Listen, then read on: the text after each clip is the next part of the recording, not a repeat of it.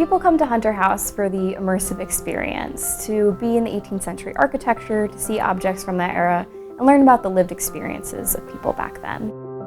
I'm a research fellow at the Preservation Society of Newport County, where I work to reinterpret Hunter House, our 18th century historic property. I began as a research fellow in September 2020, and I started conducting archival research.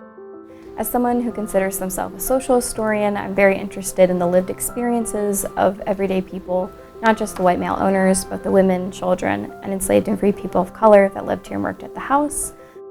I went through a lot of various archives in Rhode Island, looking at probate records, daybooks, bills of sale, a variety of documents to find little traces, and crafted a new tour that tells this more inclusive and broad story of Hunter House. This is a portrait of Mary Robinson Hunter. She lived here from 1805 until selling the house in 1863, and the Hunter family would own the house the longest, which is why we call it Hunter House. Her daughter Eliza, though, didn't think this was a very flattering image of Mary, and in fact, if you take a look on the back, her daughter Eliza wrote, "My dear mother, but not a satisfactory likeness, EHR for Eliza Hunter."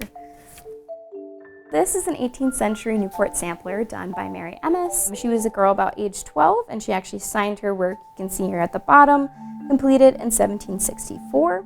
Samplers were something that young Newport girls would do to practice their stitches, their alphabet, and just learn more sophisticated needlework.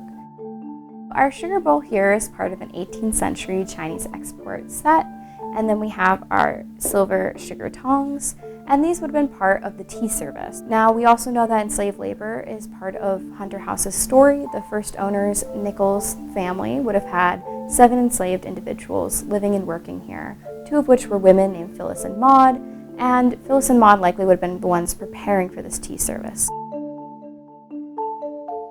For me, it's important to share these stories that I've uncovered about the enslaved and free people of color, and even the women and children here, because their stories are typically not told in narratives of historic houses or even in general history, and so it's important to accurately reflect Newport's past.